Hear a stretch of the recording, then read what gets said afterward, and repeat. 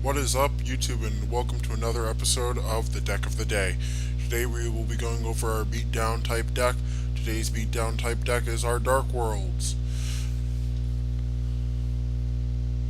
Now we're just waiting to find a partner here, and as soon as we begin, we can show you exactly what Dark Worlds are meant to do and are capable of.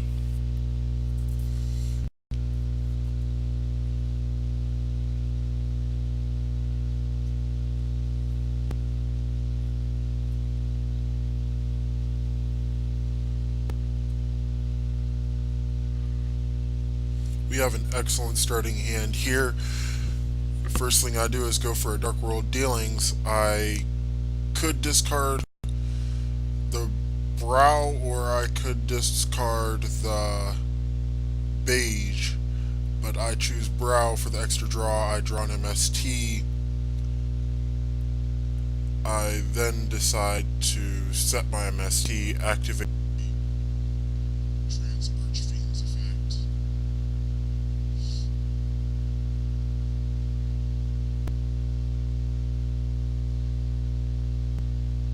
At this point, I had a tough time deciding what I was going to do. I activated Gates. After activating, then I banished Brow for the cost. And at this point, I sent Graphite to the graveyard for Gates in order to get that free draw. And I also normal summon Trance Archfiend in order to use its effect to discard Beige in order to special summon Beige in order to get Graph onto the field just to have a big beater.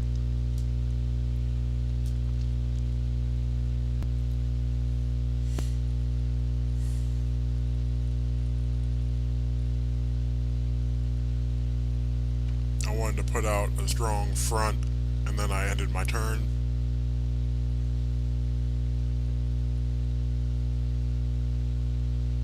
My opponent immediately goes for a gold sarcophagus play after setting one back row.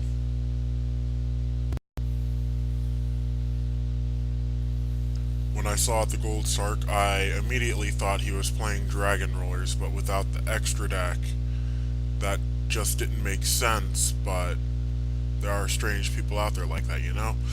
And then I saw Final Countdown, and I immediately knew that I had to get this game over with as soon as possible. So the first thing I do is Mystical Space his back row.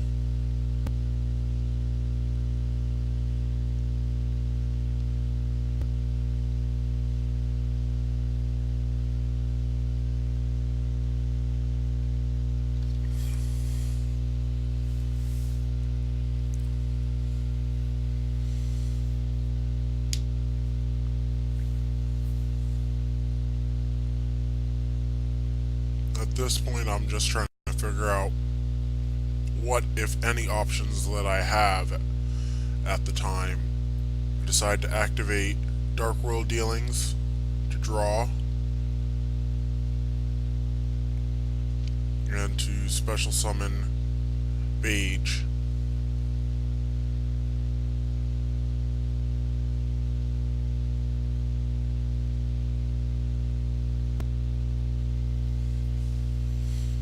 I didn't want to summon my gold because I didn't know whether he had Lava Golem or not, and I'd already committed enough presence to the board without having a big beater.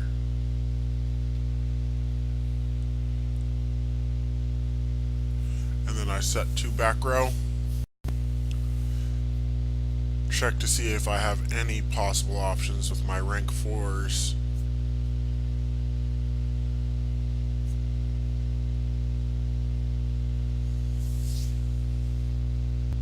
And then I end turn.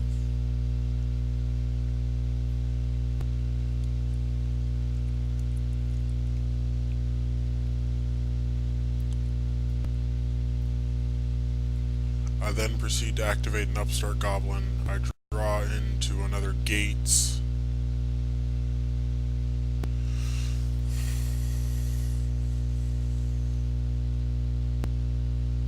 I then decide to go all out and special summon gold, try and go for one more attack before he gets his gold Sark to his hand. I mean, his final countdown to his hand.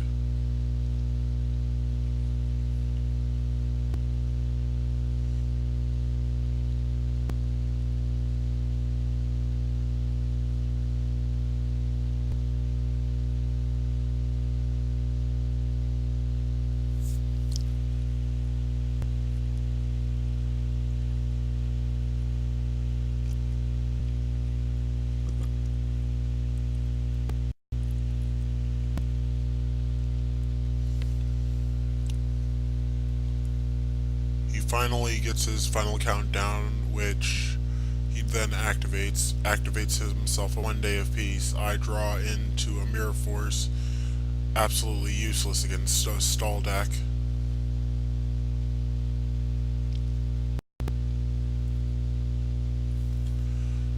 I set and I end turn.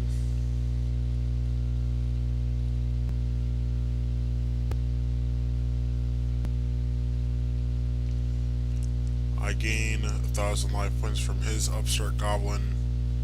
He draws one card. It's basically textbook from here, because he only sets one back row. At the end of his turn, I space the back row, which happens to be another Thunder of the Ruler, and then I top deck the card that wins the list for me.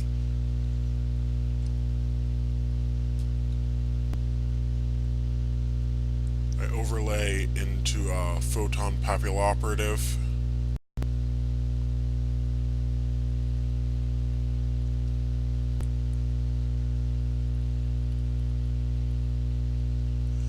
And then I go for Drag Down to the Grave after activating Pappy's effect.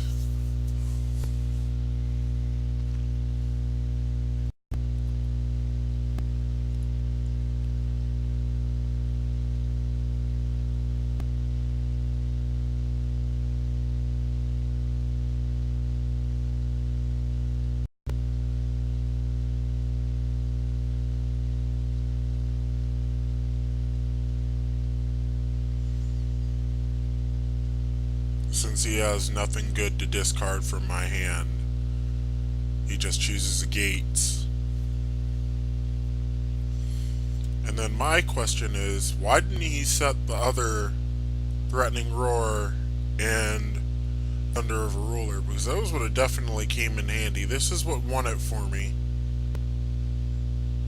because he now no longer had any more blockers.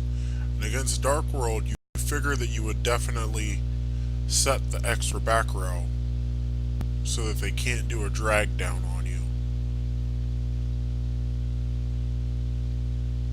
Well, that's game, and this is our beatdown deck of the day. Sessinatan signing out.